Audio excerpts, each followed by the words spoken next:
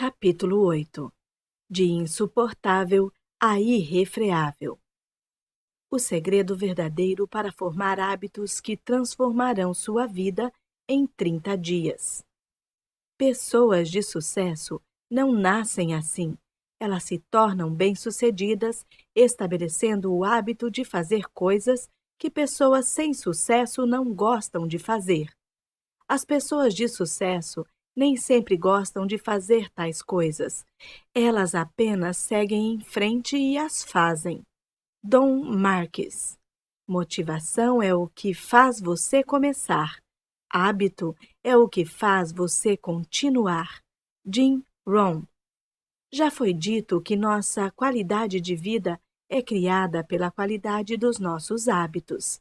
Se uma pessoa vive uma vida de sucesso, então ela tem os hábitos que estão criando e mantendo seus níveis de sucesso. Por outro lado, se alguém não está experimentando os níveis de sucesso que deseja, não importa em qual área, essa pessoa simplesmente não se comprometeu a adotar os hábitos que criarão os resultados que deseja. Considerando que nossos hábitos criam nossa vida, indiscutivelmente não há uma única habilidade que seja mais importante para você aprender e dominar do que controlar seus hábitos. Você deve identificar, implementar e manter os hábitos necessários para criar os resultados que deseja obter, enquanto aprende a abrir mão de qualquer hábito negativo que o esteja impedindo de atingir seu verdadeiro potencial. Hábitos são comportamentos repetidos regularmente e tendem a ocorrer subconscientemente. Quer você se dê conta ou não, sua vida tem sido e continuará a ser criada pelos seus hábitos. Se você não controlar seus hábitos irão controlá-lo. Infelizmente, se você é como o restante de nós, nunca lhe foi ensinado como implementar e manter, ou seja, dominar hábitos positivos. Não existe uma aula na escola chamada Domínio de Hábitos. Deveria existir. Tal curso seria provavelmente mais importante para seu sucesso e qualidade de vida de modo geral do que todos os outros cursos combinados. Por nunca ter aprendido a dominar seus hábitos, a maioria das pessoas fracassa em quase todas as tentativas de controlá-los, repetidas vezes. Tome, por exemplo, as resoluções de Ano Novo. Fracasso habitual, resoluções de Ano Novo, RAN. Todo ano, milhões de indivíduos bem-intencionados fazem resoluções de Ano Novo, mas menos de 5% as segue. Uma RAN, RAN, é, na verdade, apenas um hábito positivo, como fazer exercícios ou acordar cedo, que você quer incorporar, ou um hábito negativo, como fumar ou comer fast food, do qual você quer se livrar. Você não precisa de uma estatística para lhe dizer que quando se trata de RANs ou RANs, a maioria das pessoas já desistiu e jogou a toalha antes mesmo que janeiro chegue ao fim. Talvez você tenha visto esse fenômeno em tempo real.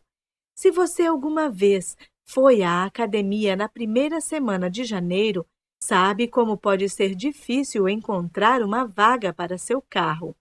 O estacionamento está lotado de veículos de gente com boas intenções, armada com uma run para perder peso e ficar em forma. Contudo, se você for à academia mais para o final do mês, perceberá que metade do estacionamento estará vazio. Sem estar armada com uma estratégia comprovada para manter seus novos hábitos, a maioria continua fracassando. Por que é tão difícil implementar e manter os hábitos que precisamos para sermos felizes, saudáveis e bem-sucedidos? Viciado no velho. Mudanças são dolorosas. Sim, nós somos em algum nível viciados em nossos hábitos, seja psicológica ou fisicamente. Quando um hábito é reforçado através de repetições suficientes, pode ser muito difícil mudar. Quer dizer, se você não tem uma estratégia eficaz e comprovada. Uma das principais razões para que a maioria fracasse em criar e manter novos hábitos é que ela não sabe o que esperar e não possui uma estratégia vencedora. Quanto tempo realmente é necessário para formar um hábito novo? Dependendo do artigo que você lê ou de qual especialista ouve, você escutará provas convincentes de que é necessário qualquer coisa entre uma sessão de hipnose, 21 dias ou até 3 meses para incorporar um hábito novo à sua vida ou para se livrar de um. O popular mito dos 21 dias pode ter saído do livro de 1960, Psycho-Cybernetics, A New Way to Get More Living Out of Life, escrito pelo cirurgião plástico Dr. Maxwell Maltz. Dr. Maltz descobriu que pessoas amputadas levavam em média 21 dias para se ajustar à perda de um membro. Ele defendia que as pessoas levam 21 dias para se ajustar a qualquer grande mudança na vida. Alguns argumentariam que o tempo necessário para que o hábito se torne verdadeiramente automático também depende da dificuldade do hábito. Minha experiência pessoal e os resultados no mundo real que foi funcionando com centenas de clientes de coaching me fizeram chegar à conclusão de que você pode mudar qualquer hábito em 30 dias, se tiver a estratégia correta. O problema é que a maioria não possui nenhuma estratégia, muito menos a certa. Portanto, ano após ano, todos acabam perdendo a autoconfiança e sua capacidade de melhorar à medida que muitas tentativas frustradas se acumulam e os derrubam. Algo precisa mudar. Como você pode se tornar senhor de seus hábitos? Como pode assumir controle completo de sua vida e de seu futuro, aprendendo a identificar, implementar e manter qualquer hábito positivo que deseja e remover permanentemente qualquer hábito negativo? Você está prestes a aprender a estratégia certa, sobre a qual a maioria das pessoas nada sabe. A estratégia de 30 dias do milagre da manhã de domínio de hábitos, que realmente funciona. Um dos maiores obstáculos que impedem a maioria das pessoas de implementar e manter hábitos positivos é que elas não possuem a estratégia certa. Elas não sabem o que esperar e não estão preparadas para superar os desafios mentais e emocionais que são parte do processo de implementação de qualquer hábito novo. Começaremos dividindo o espaço de tempo de 30 dias necessário para implementar um novo hábito positivo, ou livrar-se de um hábito antigo negativo em 3 fases de 10 dias. Cada uma das fases apresenta um conjunto diferente de desafios e bloqueios emocionais para manter o novo hábito. Como a pessoa média não está consciente desses desafios e bloqueios, quando depara com eles acaba desistindo, porque não sabe o que fazer para superá-los. Dias 1 a 10, fase 1. Insuportável. Os primeiros 10 dias da implementação de qualquer hábito novo ou de se livrar de qualquer hábito antigo podem ter uma sensação quase insuportável. Apesar de os primeiros dias poderem ser fáceis e até empolgantes, pois é uma novidade, assim que essa sensação passa, a realidade se instala. Você detesta fazer aquilo. É doloroso, não é mais divertido. Cada fibra do seu ser tende a resistir e a rejeitar a mudança. Sua mente a rejeita e você pensa: odeio isso. Seu corpo resiste e diz a você: não gosto da sensação disto. Se seu novo hábito é acordar cedo, o que pode ser um hábito útil para começar agora? Durante os primeiros 10 dias, sua experiência pode ser mais ou menos assim. O despertador toca. Oh, Deus, já é de manhã. Não quero levantar. Estou tão cansado. Preciso dormir mais. Tudo bem. Só mais 10 minutos. Você pressiona o botão de soneca. O problema para a maioria dos indivíduos é que eles não se dão conta de que esses primeiros 10 dias, aparentemente insuportáveis, são apenas temporários. Em vez disso, eles pensam que é essa a sensação do novo hábito e que ele sempre será assim. Então dirão a si mesmos: se o novo hábito é doloroso, esqueça-se dele, não vale a pena. Como resultado, 95% da nossa sociedade, a maioria medíocre, fracassa repetidas vezes em começar rotinas de exercícios, parar de fumar, melhorar sua dieta, seguir um orçamento ou qualquer outro hábito que melhoraria sua qualidade de vida. É aqui que você tem uma vantagem sobre os outros 95%. Veja bem, quando você está preparado para esses primeiros 10 dias, quando sabe que esse é o preço que paga pelo sucesso, que os primeiros 10 dias serão desafiadores, mas que também são temporários, você pode vencer as probabilidades e ser bem-sucedido. Se os benefícios são grandes o bastante, podemos fazer qualquer coisa por 10 dias, certo? Portanto, os primeiros 10 dias de implementação de qualquer hábito novo não são nenhum piquenique. Você vai resistir. Você pode até odiá-los às vezes, mas você pode fazer isso. Considerando, sobretudo, que só fica mais fácil a partir desse ponto e que a recompensa é simplesmente a capacidade de criar tudo o que deseja para a sua vida. Dias 11 ao 20. Fase 2. Desconfortável. Após ter superado os primeiros 10 dias, os 10 dias mais difíceis, você começa a segunda fase de 10 dias, consideravelmente mais fácil. Você estará se acostumando com seu novo hábito. Também terá desenvolvido um pouco de confiança e algumas associações positivas com os benefícios do seu hábito. Apesar dos dias 11 ao 20 não serem insuportáveis, ainda são desconfortáveis e exigirão disciplina e comprometimento de sua parte. Neste estágio, ainda será tentador recair em seus comportamentos antigos.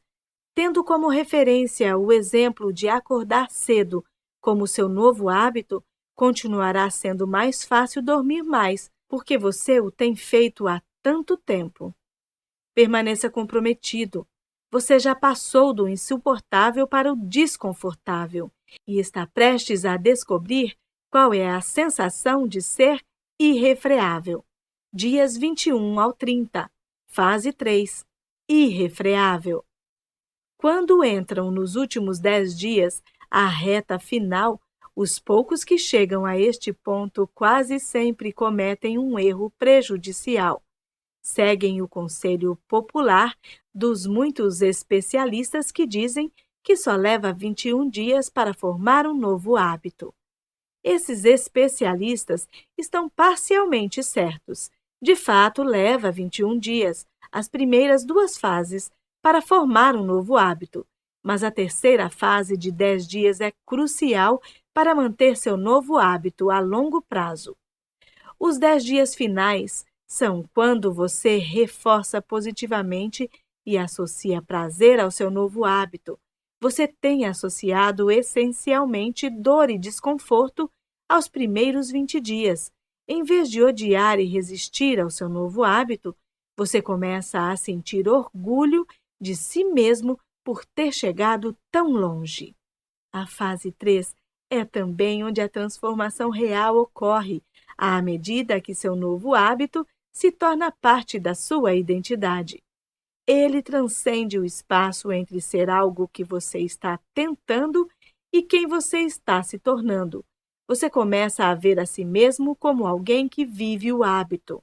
De volta ao nosso exemplo de acordar cedo, você passa de ter uma identidade que diz não sou uma pessoa matinal para sou uma pessoa matinal.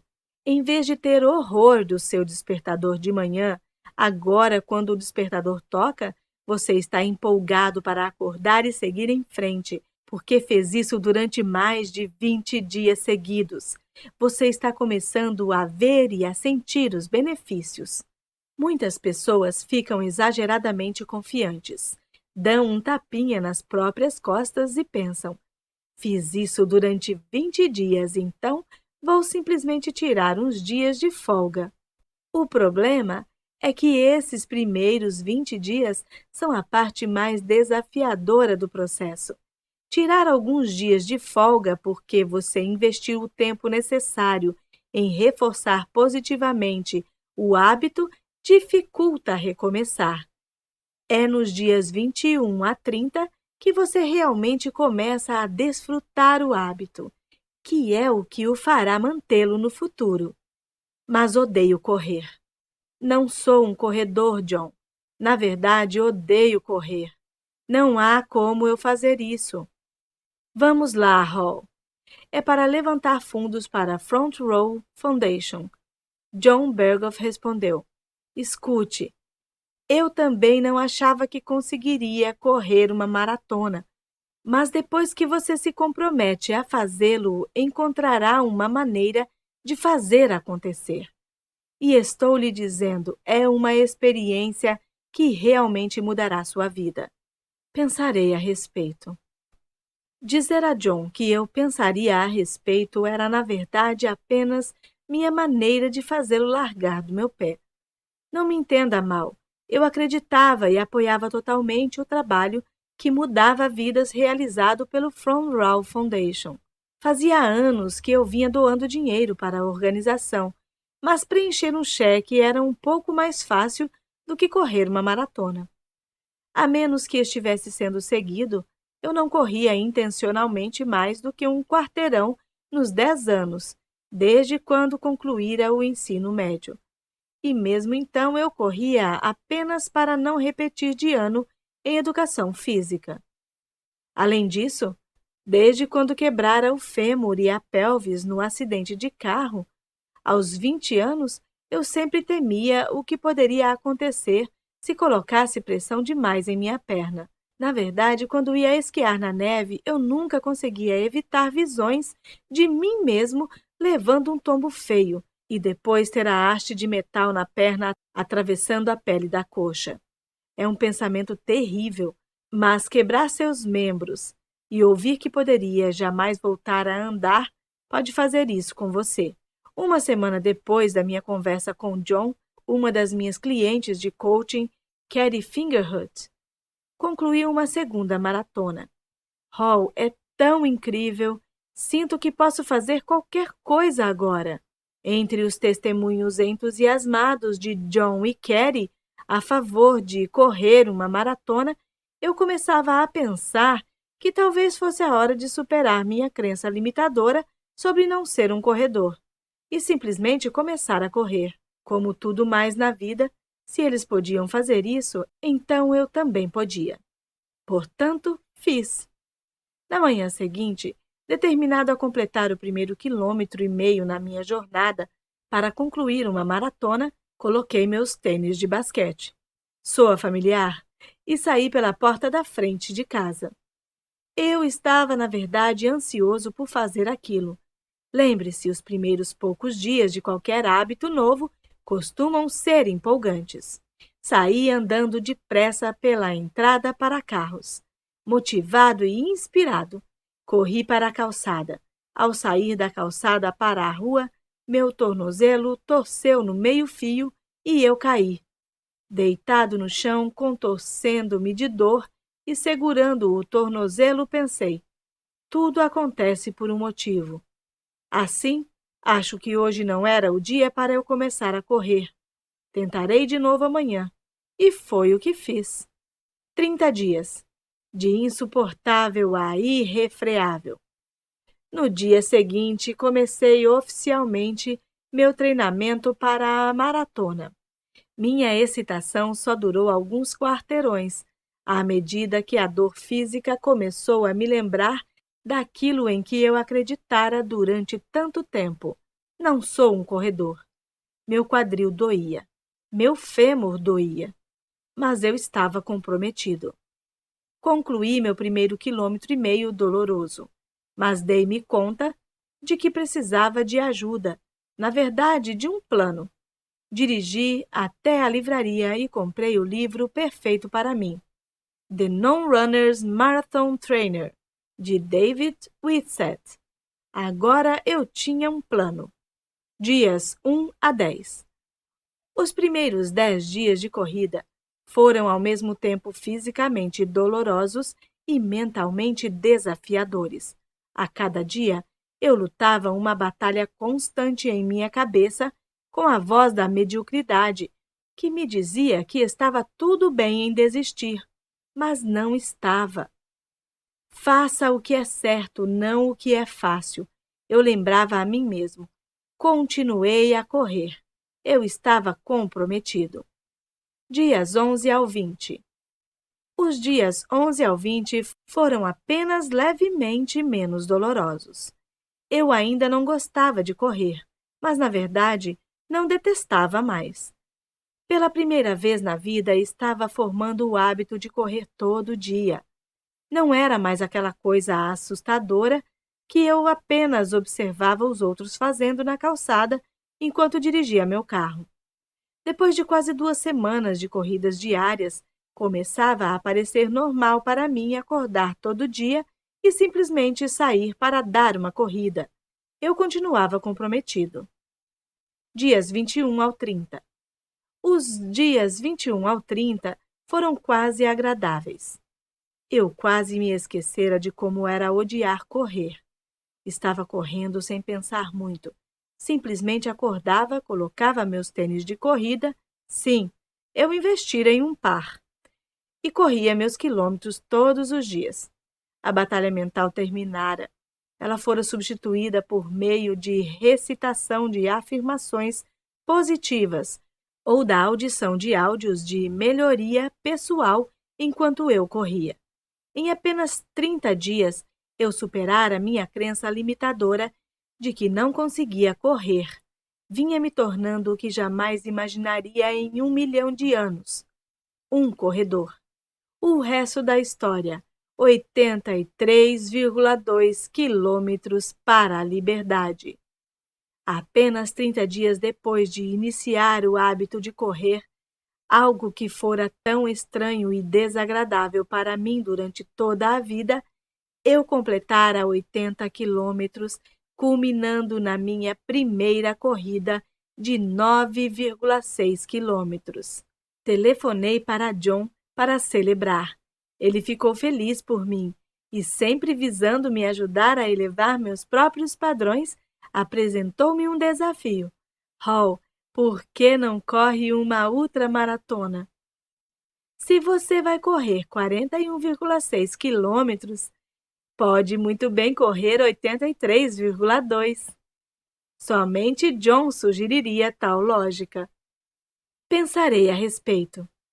Dessa vez, quando eu disse a John que pensaria a respeito, eu realmente falava sério.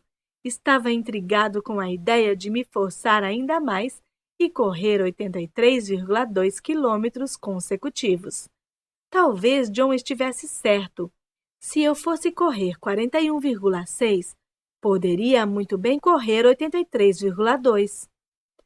Quero dizer, ora, eu consegui passar de correr 0 quilômetro a ser capaz de correr 9,6 quilômetros consecutivos em apenas 4 semanas.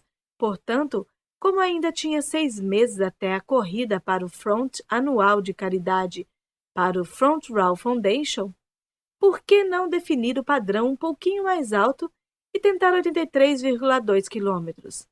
Bem, foi o que fiz. Até consegui convencer uma amiga e 2 dos meus corajosos clientes de coaching a participar comigo. 6 meses depois, eu correra 760 quilômetros, incluindo 3 corridas de 32 quilômetros, e viajara para o outro lado do país para encontrar 2 dos meus clientes de coaching favoritos, James Hill e Fabian Valência, e minha amiga de longa data, Alicia Anderer, para que nós 4 pudéssemos tentar correr 83,2 quilômetros durante a maratona de Atlantic City. John até voou para lá para nos apoiar. No entanto, havia apenas um desafio logístico. Atlantic City não estava preparada para nenhum ultramaratonista, então improvisamos. Nós nos encontramos na Boardwalk às 3h30 da manhã. Nosso objetivo era completar nossos primeiros 41,6 quilômetros antes de a maratona oficial começar e depois completar a segunda metade com os maratonistas normais. O momento foi surreal. A energia entre nós 4 era uma combinação de empolgação, medo, adrenalina e descrença. Iríamos mesmo fazer aquilo? Se o luar estivesse mais forte, poderíamos ter conseguido ver nossas respirações no ar frio de outubro. Não obstante, nosso caminho estava suficientemente bem iluminado, então começamos. Colocando um pé na frente do outro, um passo de cada vez, avançamos. Todos concordamos que aquele era o segredo para o nosso sucesso naquele dia. Continuar seguindo em frente. Desde que não parássemos de colocar um pé na frente do outro, desde que continuássemos seguindo em frente, chegaríamos ao nosso destino.